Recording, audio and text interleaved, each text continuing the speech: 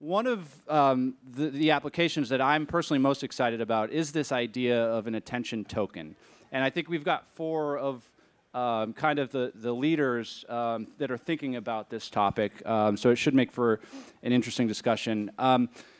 Why don't we just start, rather than me kind of explaining what I perceive to be what we mean by attention tokens, why don't we just open it up to you guys? And I think, one thing clear about today is it's very early in the space, and we're still kind of even defining terms in a lot of ways. And so, curious, when we talk about attention tokens, what does it mean to you? And by the way, maybe Brendan can start. Brendan, launching the Brave Attention Token next week, I believe. That's right. Hi. So I'm founder of Brave. I did JavaScript in 1995, 10 days, kind of a rush job. By the way, by did, you mean created? Yeah. Mozilla, Firefox. I was just at a JavaScript standards meeting at Google. The room was packed, so I should probably quit and leave it. This room's not packed enough for you? It was almost this big. So we're launching the basic attention token, and we're trying to make it have utility for advertisers to buy ad slots, if you know what those are. But our ad slots initially will probably be user private, things like full screen channels, a pinned tab in Brave, possibly HTML5 push notifications, maybe a chatbot like WeChat uses. We can get this kind of system going soon, so we're trying to meet the marketing side of the ad tech ecosystem more where they live.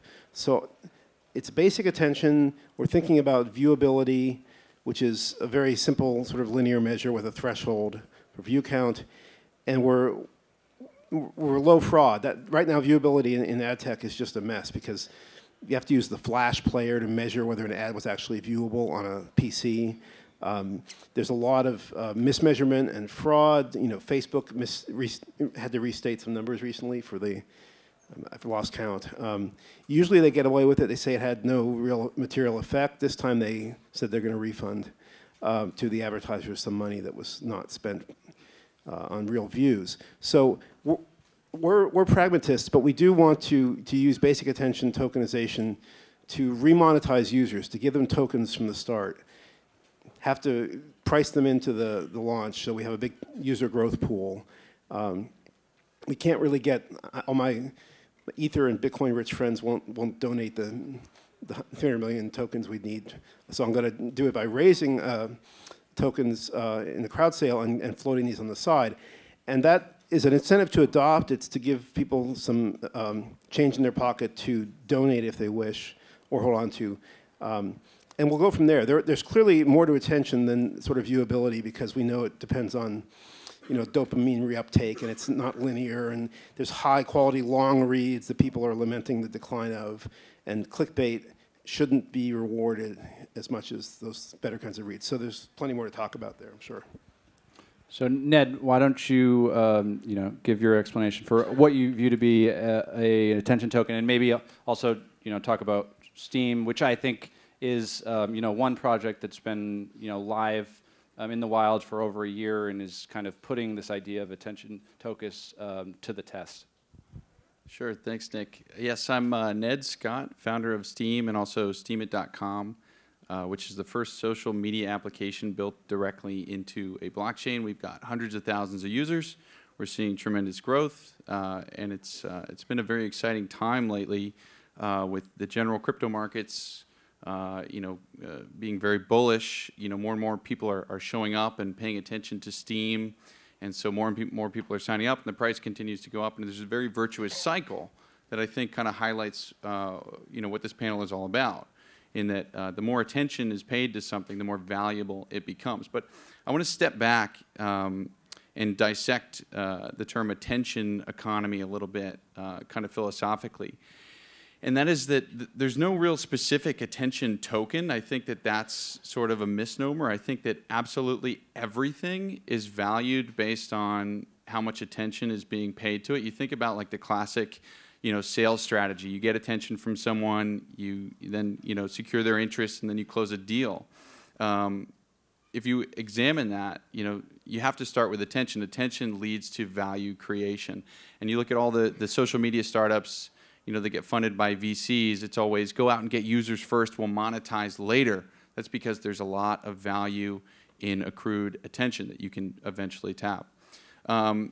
So, the value of attention applies to gold, it applies to Bitcoin, it doesn't just apply to Steam, which is Steam does kind of highlight, the term attention, quite a bit, because people spend a lot of time on Steamin.com and thinking about the tokens, but really it's happening behind the scenes for every cryptocurrency out there and every commodity out there. Attention is a driver of value. So that's interesting. That kind of leads us, I think, to Maciej. You both, I think, are focused on creating a token, your own token that represents attention. Well, I think Maciej's User Feeds project is more focused on enabling any token to essentially represent attention within sub-communities. Correct me if I'm wrong, but why don't you explain what User Feeds is and how you're kind of approaching this concept? Yeah, so with probably we've all can agree that we're seeing this explosion in all these different token-based communities right now. So for us, it's like, if you ever bought a token, just maybe self-reflect a little bit and see what it did to your information consumption patterns. You basically, you own something and you start reading about it. The best way to actually learn cryptocurrency is to buy something, because then you have people. Nassim Taleb, the author of Black Swan, he argues that people essentially learn through skin in the game. You put your skin in something, you have something on the line, and then you figure it out. Otherwise, it's very hard for you. You basically just don't care. So what we're seeing is that we have all these tokens right now, and the question is, and of course, all these people start paying attention to what's happening in these communities, and where do they go? They go to Reddit. They go to Google. They go to Facebook. But because of the adversarial nature of these communities, it's like, everybody is having certain agendas, but these agendas are hidden.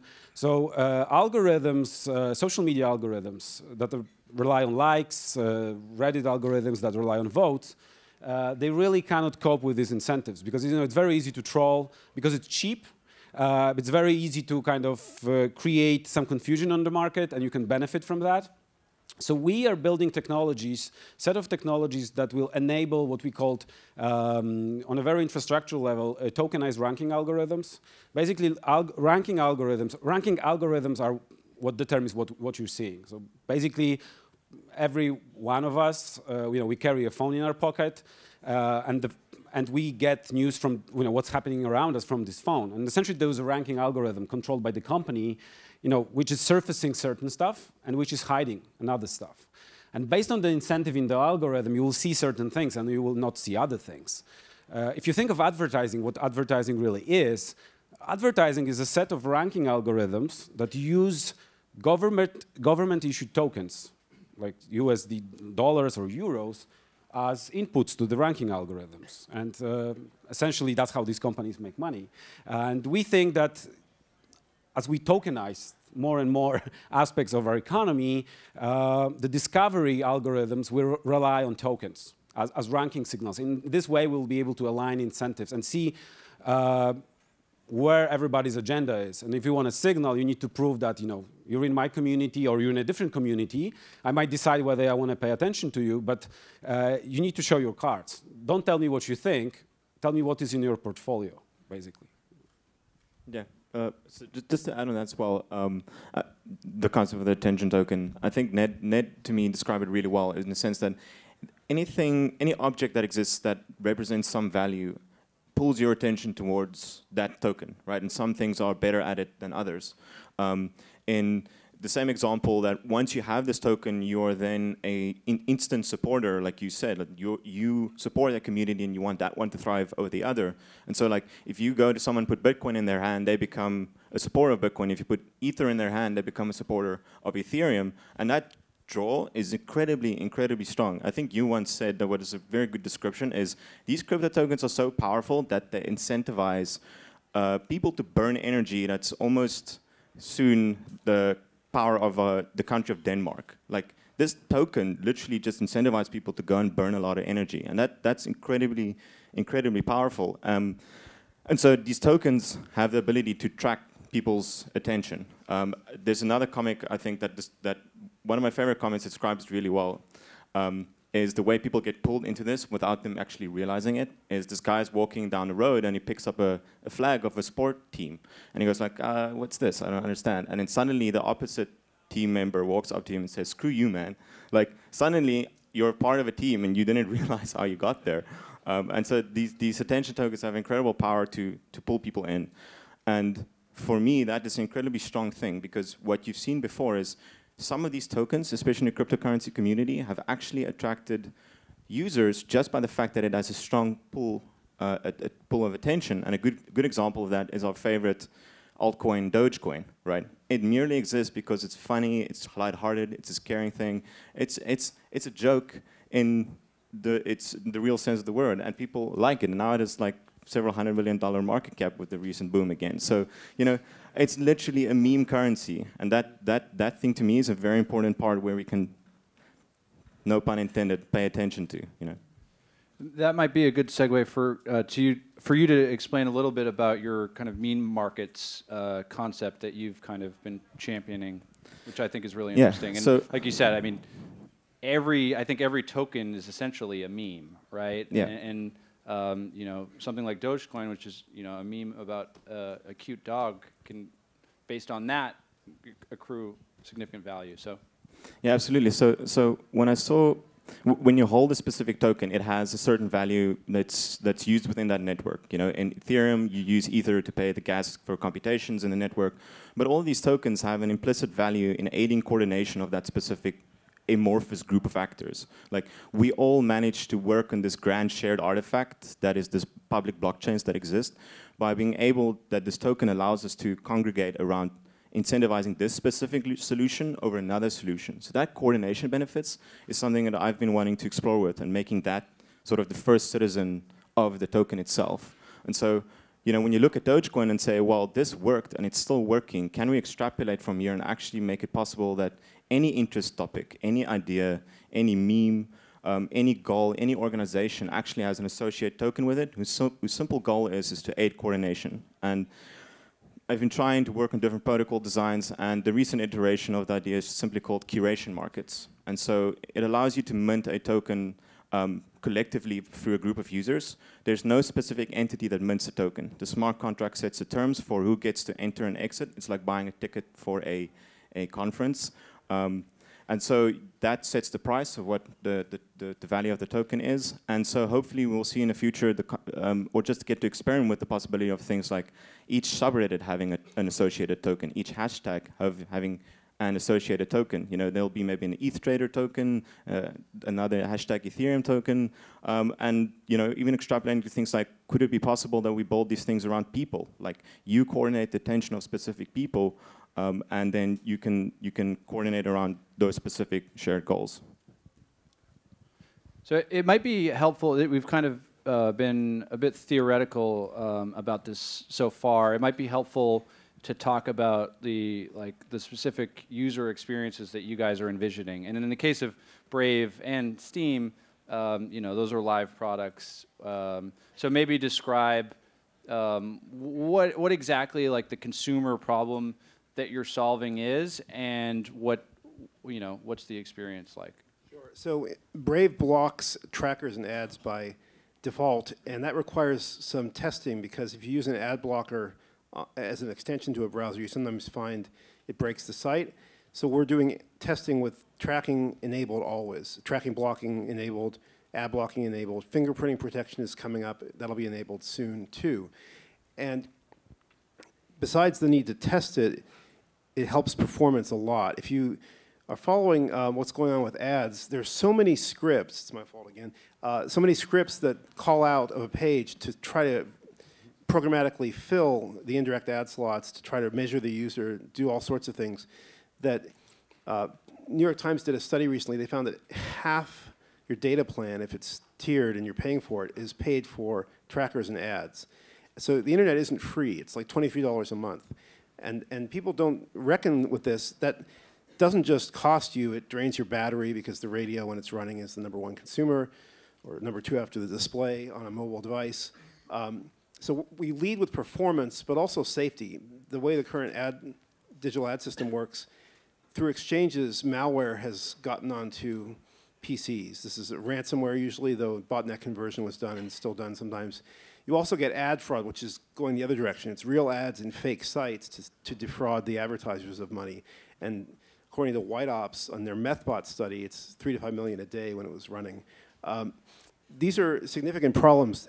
Ad fraud is speculated to be 16 billion of cost out of the maybe 72 billion or more spent in the US this year. So Brave doesn't just speed up your browsing experience or protect you from malware and reduce your data cost, extend your battery life. We also give you the ability to support sites you love. A lot of our users wanted this right away. They wanted to donate back. And that is most easily done with cryptocurrency. We started with Bitcoin, and we'll switch to the token once it's up. We'd like to make it possible for enlightened users to send a monthly budget. You can try this right now with Bitcoin in a beta form in Brave. On the laptop, desktop version, you can see your top sites entirely privately. This is like Chartbeats in a browser, on device only. We don't see any of this data. But all browsers keep history, so this is just a different view of that. And there's a simple way of separating your bank or your software as a service company from news sites, blogs, aggregators. We use that to make the latter kind of sites be candidates for donations. You can pin donations to set a certain percentage of your monthly budget. People are doing this now. We have over 50,000 user wallets in this beta test program. And a lot of them are funded at near $10 balance. And the automation that tracks how to split the budget up over a month flows through a zero-knowledge proof protocol over VPN. So we're very conscious of not being a tracker ourselves. With the token launch, we hope to not only convert the donation system to tokens, but then turn on anonymous ads. And it's hard to imagine an ad being anonymous because behavioral targeting is still a big thing.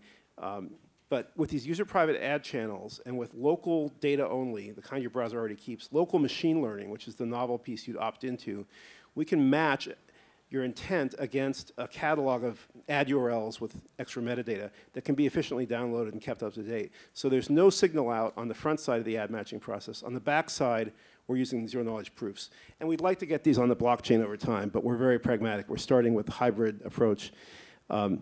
That's what Brave is doing, I think, this year. You'll see after the token launch, we'll be bringing this up as an opt-in program to get people paid for their attention when they view ads. And these ads are valuable and long. We think most of the revenue should go to the user. If their user donates it back to their favorite sites, the system will have good flow.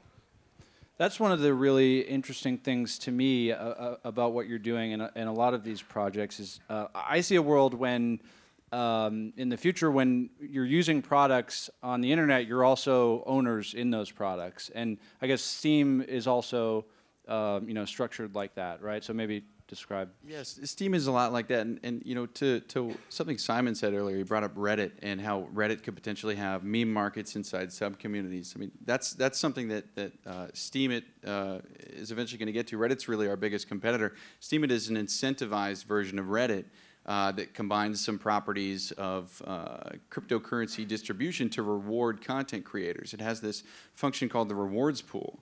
Where rewards, cryptocurrency rewards, have to be distributed to people who are contributing blog posts and comments and are curating content as well. And actually, there's been more than $30 million of Steam distributed to users over the past year.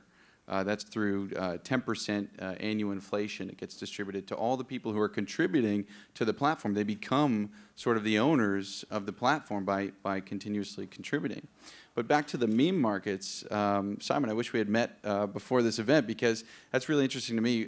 We're actually planning, this is kind of unannounced until right now, we're actually planning some sort of community tokens, sub-community tokens, where anyone who wants to be a community manager can issue a token, and it can represent a specific topic. It could be gardening, it could be creating cartoons, it could be just about anything.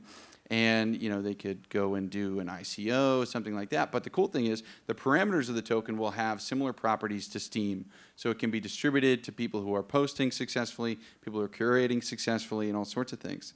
And I think it's just a very exciting time to be on the internet, to be able to participate and and earn from things that people have been doing free for years. That's very exciting. I think the thing to Steam it that I really enjoy about it is that coming back to the question about the user experience is that when you're interacting with us and we imagine there to be many of these attention-backed assets that are around, like what do they actually look like? What do you see in the interface?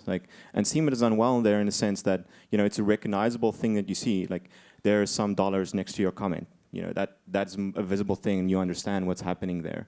I'm not sure what the Brave user experience will be like, but that to me was a clear example of like there's something happening there, and you got the value from that, and you understand what happened there. If you suddenly get to the point where you go like, hey, here's a hashtag gardening token, it's like, I don't know what that means. Like, is this useful? Like, how much is this worth?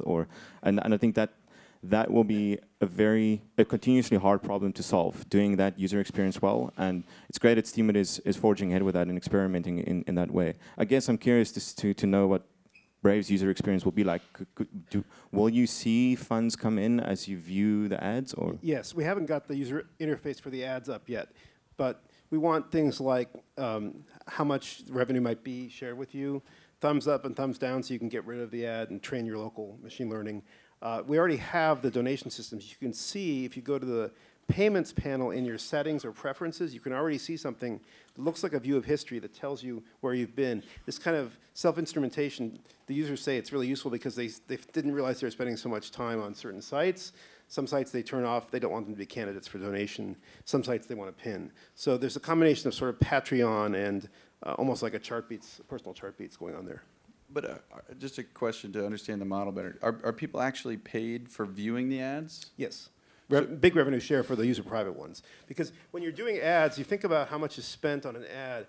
If it's a below the fold Dr. Oz, fake Dr. Oz acai berry thing, it's not a lot of money. But longer video and display slot ads are now paying pretty well. And if we put them in user bespoke channels like a pinned tab, we think we can actually do high-paying ads, and the user will make a significant amount of money from these. Not a huge amount in terms of their life, but enough to donate, enough to want to gift to other people. Another idea we're going to pursue is gift wrapping links that go through paywalls. Like I pay for ft.com, and if I see a piece I like there, you don't really want to copy and paste it because it doesn't look right, you don't get all the assets. So if I could send a link to friends who don't subscribe, wrapped in a token, then they could read it cleanly. They wouldn't have to subscribe for a whole year at FT, but FT would still get paid. So what challenges do you see for that? Because we've explored that model too. And when we think about paying people for ads, we run into the idea that there could be Sybil attacks, and there could also be people running bots that are pretending to view the ads. And ultimately that Maybe could explain what a Sybil attack is. I presume some people here don't know what that is. if anyone's seen the 1970s classic Sybil, there was this woman who had a split personality disorder, and she was many, many people in her own mind. So a Sybil attack is when someone is pretending to be multiple people. Well, they're pretending to be all individual people, but in reality, they're just one person. So we're talking about an advertising system and donation system where the scale is limited. Like in the current Brave donation program, it's $20 a month max. And we do, on the publisher side, the way the money gets out of the system, the Bitcoin gets out, we do KYC. We have to. With users, we want to make a gentle funnel where if you're participating in the system, you can get ad revenue. It stays in your wallet, your token wallet you have custody of, but there's a controlled flow the browser automates through API key and multisig, so that it can only go to known KYC donation endpoints. If you want to fully KYC as a user and send it anywhere, then you can, but there's a burden for that. And we will also have rate and flow controls on top. We're very conscious of this bot fraud problem because it's plaguing advertising right now. It's very easy to have bot fraud. My friends at White Ops are fighting this constantly, but they're fighting it with a JavaScript tag in a page, which itself can be fooled. We have control of the endpoint software, the browsers, so we can actually lock things down better and have fewer moving parts than the current ad tech system that's mediated through calls out of the page to different servers where you don't really know who to trust. Got it. So, Maciej, why don't you describe user feeds? And you're earlier stage than Brendan and Ned, and I know you're not quite at a user interface yet. But describe kind of the product and what you view as consumer experiences that we might see with user feeds. Yeah, so we started with kind of the infrastructure level. So what we have right now, what we call the user feeds engine, is the developer-focused set of APIs, and that basically allows dApp developers to run all sorts of token-based rankings in their applications. We're working with projects like Status, for instance. Shout outs to Status, really cool team. So they will be using our engine probably, with their token within their app, and that's the infrastructure level. So the developer-focused platform.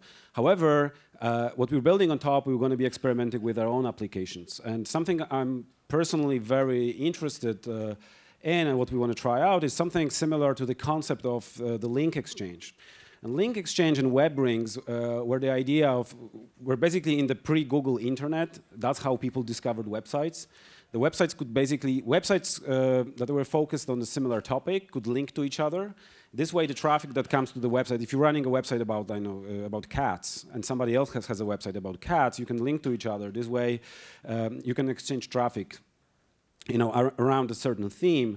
But link exchange was, web rings were maybe a bit decentralized. They were centralized, and link exchange was centralized. However, we think that we will have something similar to this link exchanges and web rings in the token-based communities. So basically, every token there is will have its own native discovery model based on a similar paradigm. However, every link can be now on-chain, can be auditable, and can be visible, and can be then analyzed by different ranking algorithms. So, every token can have its own page rank, because the information who is linking to whom is public, plus every link can transfer value at the same time. So it's like, link exchange with value transfer and the full history and the content graph that is being preserved. This is extremely valuable. All these content graphs are now, you can, of course, export your content from Facebook, but you cannot export your content graph from Facebook. And really the content graph, the link structure, is the accumulated attention. All your attention decisions in the past are accumulated in this graph. That's why these companies are kind of protecting them so closely. And we think the similar pattern might happen again, like the history doesn't repeat, but it rhymes. So this is going to be one of the first applications we want to build on top of the engine, the link exchange. Plus also the collaborations with the projects that want to integrate directly, like Status, for instance. So some people think when we talk about tokens and creating new incentive structures for the curation of attention, that we're talking about replacing advertising, and advertising is known as the original sin of the internet, right? But it seems like a lot of what you guys are talking right now is using tokens to exist in the advertising system. So what do you guys think of the future of advertising? Because all your products seemingly have some degree of advertising involved. So tying this back to the sales cycle that I mentioned earlier, in a sales cycle you start with attention, you get interest, and you close a deal. All that these tokens are really doing is helping bring attention, to a common source, to a website. So I don't see that we necessarily have to get rid of ads. Steamin has been running without ads since inception, but ultimately it's a choice we make every day. We may continue to make that choice for a long time. But there's no reason that there can't be ads, other than maybe it could turn off some users. But ads have been working successfully online as a revenue model for a long time. I would say they're under a lot of stress right now. You're seeing Facebook and Google rising as the new duopoly, and they took something like 90 to 99 cents, the figure varies, of every marginal ad dollar spent last year compared to the previous year. They take something like 70 to 80% of the total ad spend. And of course, both of them are middle players for advertising and publishers. Facebook is using you to create the content. Google has YouTube and other properties. So everybody else is suffering. I've talked to a lot of publishers in New York. They're all in various degrees of distress because they're not making enough money off ads. Even the big ones that can directly sell their best ad slots and cut out some middle players and get premium ads in there with brands directly use programmatic advertising, so-called automated exchanges, and that's where you have a lot of middle players taking out revenue. You have the exchange-based malware risk. You have fraud, which gets put back on the publishers. So I can't say advertising is working. It's always in a sort of downward spiral. Like 6 or 7 years ago, Taboola and Outbrain were innovating in the programmatic space, and then I think one bought the other, and they're now running those parasite pictures at the bottom of the page that pay very poorly.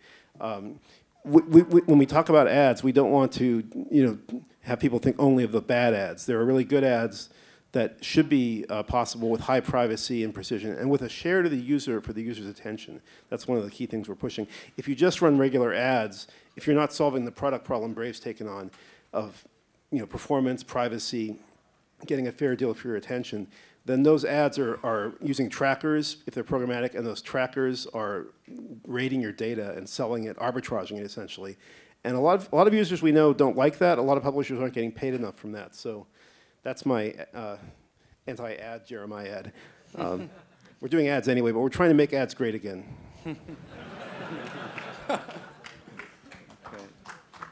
Maciej or Simon, you guys have any thoughts on just the future of advertising? I think that basically the distinction between content and advertising is kind of meaningless already today. Most of the advertisers you see out there are producing content like crazy. They behave like content producers. Content producers, on the other hand, historically we had this distinction. Like, there was the objective BBC type of content, and there was the full page ad by Procter & Gamble, and right now everybody's, there is the native content, native advertising. So there is content which is pretend to be content, but it's an ad in fact. And it's very hard to distinguish that. So the best rule of thumb right now is to assume everything is content and everything is advertising. What you should look for is like, what is the incentive? What is the business model of someone who's trying to get your attention? And is your incentive aligned with the incentive of the person who's trying to sell you something? And I think this is critical. And that's the core of what we're doing. It's like, we need to make these incentives transparent, because otherwise, I think we're in a situation right now, as we were 40 years ago, where like you could advertise, you can see these ads of sugar, or like cigarette companies pushing cigarettes, because their incentive is to sell you a product. But your incentives were not aligned with them, of course, obviously, because you take a risk, you take a health risk, but this risk is delayed. The same thing with clickbait right now. If fake news, I think it's a great example. Actually, producing fake news is a very rational choice today. If the attention is real, the news can be fake. A lot of advertisers will not care about it. So producing fake news is actually it makes sense, because you're selling attention. You're not in the business of making people informed. So the only way to fix that is to kind of bring transparency and to see who is the person who is trying to get you see something. And we think that because of these tokens, and because of the blockchains, you can now generate these proofs. If I can sign a message that I own a certain token, or I owned a certain token for a long time. For instance, I own just one Bitcoin, but I've owned it since 2011. That says something about my beliefs, and I can prove it anonymously to the world. And maybe that could be a signal to somebody else to pay attention to what I'm saying in the context of Bitcoin. Maybe in some other context, somebody with a skin in a different game, they can prove something, and then they are worthy of attention. So we can bring this symmetry that, if you want me to look at you, and for me, looking at you is a huge cost that I'm absorbing, you need to prove that you've also taken some cost in the past. Again, Nassim Taleb, he's writing about skin in the game and the symmetry. And right now, we have this huge information asymmetries where some people are getting the money and monetizing attention today, but the risks are externalized to us, making us misinformed, confused, but these risks will materialize in the future. People will just get more and more confused. So I think, it's coming back to the question, it's all about incentives, because advertising can be good. But you need to know who is the person who's trying to. Who can object to an Aston Martin ad in a Bond movie, right? That's the ideal native ad. Yeah. Except we can block native ads now in Brave very easily because they're festooned with trackers. And those are third parties that are actually doing a data raid. So there's a negative externality. Yeah. And the skin in the game, I love Taleb too, is not aligned. There's also fragility there, the malware problem. So if you look at how this thing evolved, I mean, cross-site images in 93, Mark Andreessen, the cookie in 94, and Lou Montulli at Netscape, JavaScript in 95. This was a series of innovations meant for purposes other than what they're used for now. Once you had images, cross-site, and first-party cookies for holding your login credentials, you didn't have to log in every time you went back in your browser. You suddenly had third-party cookies, which are used for tracking. You put this cat picture in 2 different sites. It knows it's embedded differently. It gets requested from the cat server. Using cookies, it can tell where you've been. And scripts just added fuel to the fire.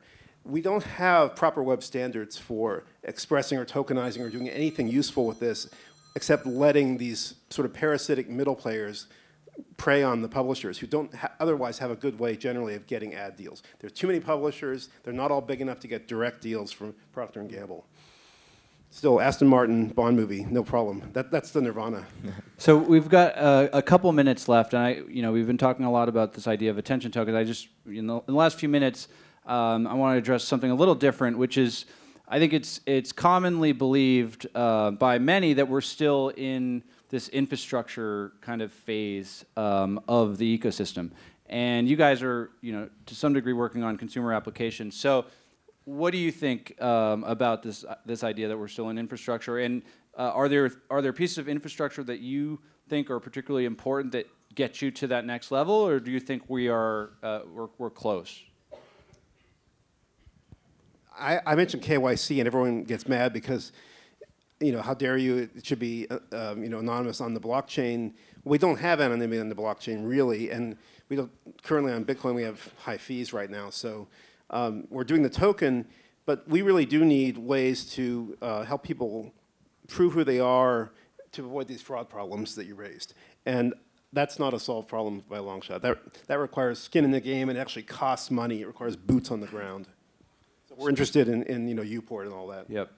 So at Steamin, we're really interested in building consumer-focused, decentralized applications built purely off the blockchain, built off sort of public infrastructure, and we are definitely still in the infrastructure stage. There's a lot of sort of ground-up work that we've had to do, a lot of problems we've had to solve in building this application, Steamit directly into a blockchain. When we started, we actually pursued that method. We built the website directly off a Steam daemon, a Steam node, and that worked for a while, but it induces a much slower development process than you might have, with a traditional website.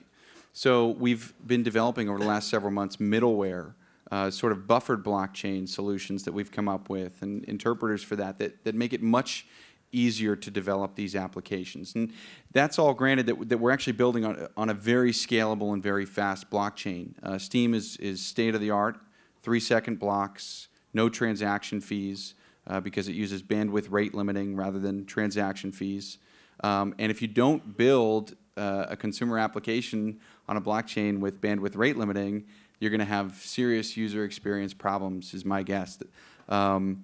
If you're imagining that you're using Facebook and you want to hit like on your friend's post, and then they're going to ask you for a 50-cent fee to do so, you're probably not going to continue hitting like. So we had to solve these problems and work back from the user experience. And to do that requires a whole, infrastructure development. And we're still working on it even today. Yeah, I would say technical infrastructure is still, if we imagine that much more of this activity will come to exist, then there's definitely a lot of technical infrastructure that needs to still happen in research and design. I also do think from an economics perspective, it's still like proof of work is been around for 8 to 9 years, and it's a simple and elegant way to kick this off. But it's still, to my mind, an experiment in itself. So we need to figure out the protocol design and the economic protocol design and test it and just put it out there. And that's why Steam has done well in that regard. Just put the protocols out there and see what happens. Yeah, I would just add to this that the whole idea of UX around managing wallets and tokens, like in our view, more and more ideas and beliefs even will be tokenized. All these tokens are really beliefs about the future that people have, and right now they just refer to the very low-level technical protocols. But in the future, there will be idea about a certain artist, about a certain meme. Everything will be tokenized. How people manage them, how people sign these transactions. Right now, everything is not very approachable for a regular person. So that's definitely necessary. Awesome. So I could talk about this for hours, but it's been fun, and we're out of time. So thanks, guys. Thank you.